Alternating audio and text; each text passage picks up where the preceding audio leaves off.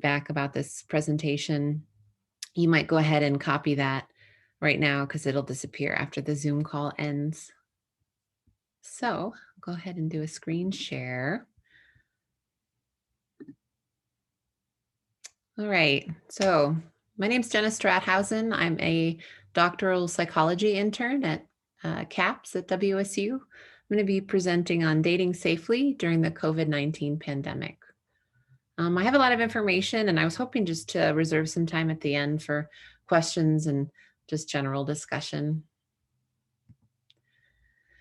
So the pandemic rages on, which means there's not often very clear rules on how to navigate romantic situations. It's really a struggle to balance, what is our health and safety with the things that make living worthwhile.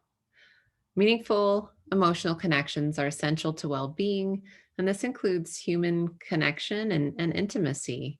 And practicing social distancing doesn't mean you have to put your dating life on hold. So the silver lining about everything being virtual is that there are pretty well-established dating apps and websites. The first of which many of you have probably heard of, Tinder. It's quick to establish a profile. It's free. It's pretty popular. Hinge is a nice option for folks who are looking to meet somebody in maybe more of a serious dating relationship or more committed dating relationship. They have this nice deal breaker option where you can highlight some values like I'm looking for a vegan or a libertarian or must play ping pong. Bumble is nice in that the girl has to text first and hetero matches. This sort of cuts down on some of the reports of harassment that many women experience on dating apps and websites. Grindr, really popular among LGBTQ folks, especially gay men. And Her is a site that specializes in matches with queer women. Other major dating websites, OkCupid. Nice thing about the site is it's modern, pretty easy to use, has a pretty large dating pool, and is LGBTQ friendly. The downside is that the profile building can be a bit time consuming or a bit tedious. Plenty of fish, not affiliated necessarily with social media, so you don't have to necessarily advertise through Facebook or Snapchat that you're single and ready to mingle. It has some new voice and video features and an even larger dating pool. You're less likely to be partnered with your ex.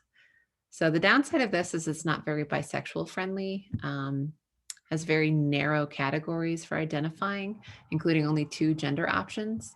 Also, the desktop interface isn't too great.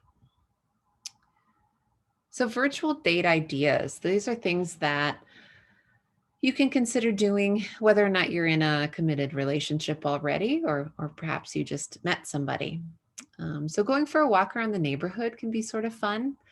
You can narrate what you see.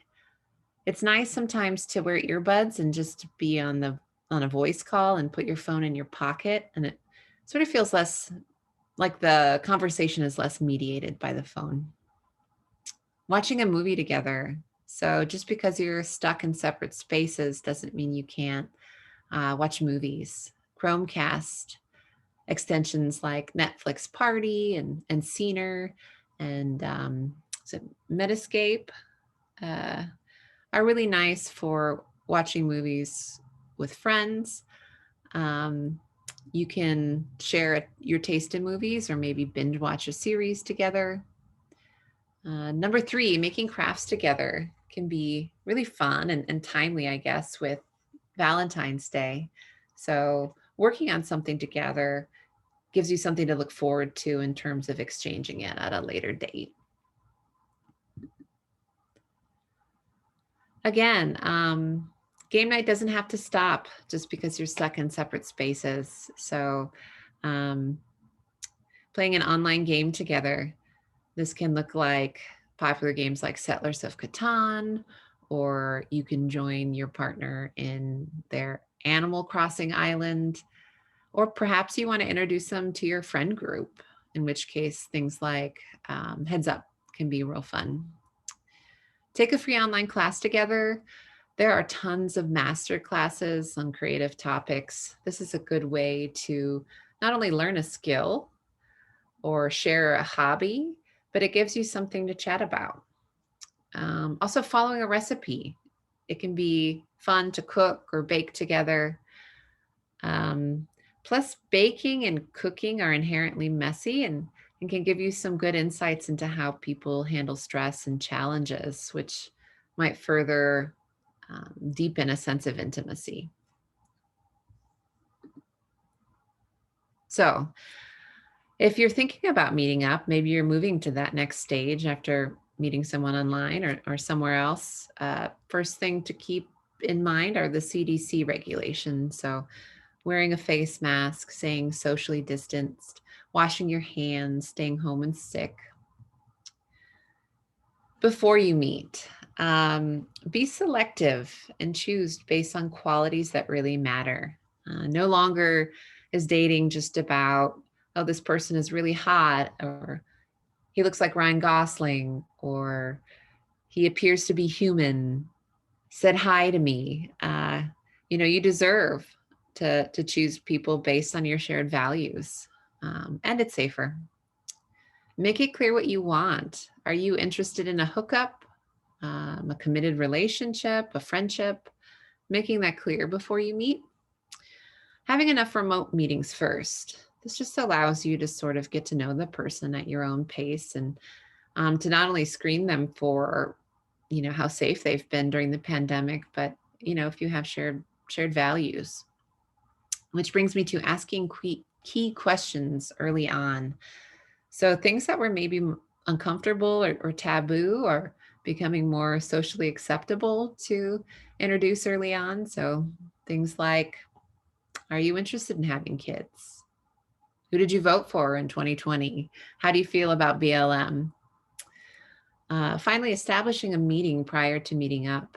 Having a conversation about how you might interact and setting some ground rules can ensure that everyone's on the same page. I imagine it would be pretty awkward if you met up with somebody and the whole time we're thinking, I'm going to stay 6 feet apart, and they were thinking, I'm going to have wild, unbridled sex. So that can prevent any sort of miscommunication. Choose a location where you can stay easily socially distanced. This is a little bit harder given that it's winter, but meeting outdoors is ideal. Hikes or walks can be great for this. Some restaurants or cafes have heat lamps that make it a little bit more comfortable to sit outside, at least for short periods of time. Think about your transportation, both to and from your date, whether this is public transit or you're driving yourself, just being mindful about transport. And then if you really hit it off and determine you want this person to be in your bubble, think about those conversations. How many people are you including in this bubble? Does this include roommates or family members? Finally, planning for sex. So these are some safer sex guidelines that were put out by the New York Department of Health and Mental Hygiene. The first being, you are your safest sex partner. Enough said. Asking questions, kind of like they do in COVID screeners. You can ask your partner, have you had any symptoms? Have you traveled recently? Have you been exposed to people who've tested positive? Quarantine and get tested. So if you're going to meet up with somebody, I think the rule of thumb nowadays is 2 weeks quarantine or 7 days plus a negative COVID test. Wearing a mask. So as we all know, COVID travels via respiratory particles through the nose and mouth. So you want to be careful about not kissing, about not touching your hands to your face, nose, or mouth, especially unwashed. Make it a little kinky or be creative. So this can look like creative positions or the use of barriers like walls. Limiting your number of partners. This is just like limiting the number of people and spaces that you're in will decrease your vulnerability. And finally, choosing where you do the deed is important, right? So a living room might be a better option than a coat closet, something that's maybe larger or more well ventilated. So again, just a little recap. If you can, start out with a virtual date. And once you get to know them and you really want to meet them, ask about what kind of pandemic precautions they've taken. Get informed about local transmission rates. I know that looks a little different in, I'm in Moscow, Idaho, might look a little different than in Pullman. And if you plan on getting intimate, just get tested. Make sure that you're negative. So I did also want to impart some additional resources because people are experiencing a lot of social isolation, which not only impacts dating relationships, but impacts individual well-being. So we do have individual therapy services that are covered by your student activity fees, so they're free of charge. We have workshops for anxiety, depression, and mood management. I'm actually facilitating a mindfulness workshop that meets on Tuesdays. In addition to some of our workshops, we have therapy groups, process-oriented groups, support groups for trans folks, for international students, for survivors of sexual or interpersonal violence. These are just important resources to keep in mind, including some walk-in crisis resources that are walk-in, but they're really just same day. So this is our number down here, the 509.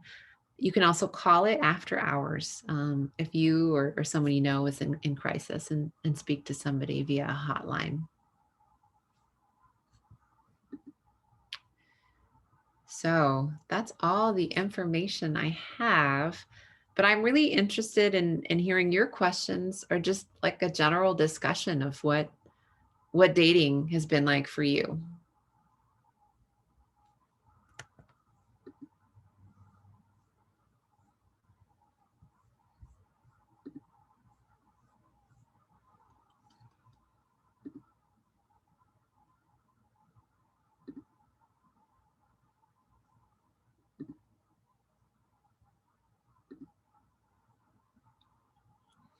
What question do folks have, or what experiences do you feel comfortable sharing?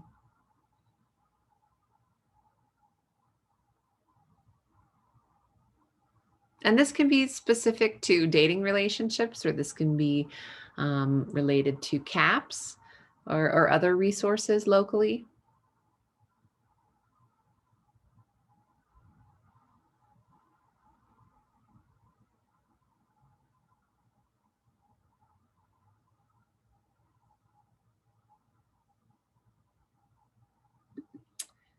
Let's see.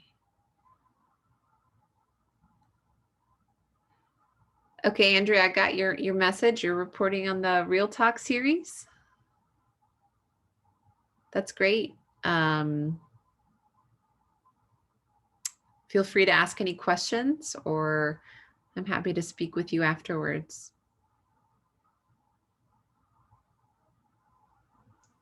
Yeah, just let me know if you want me to stay behind.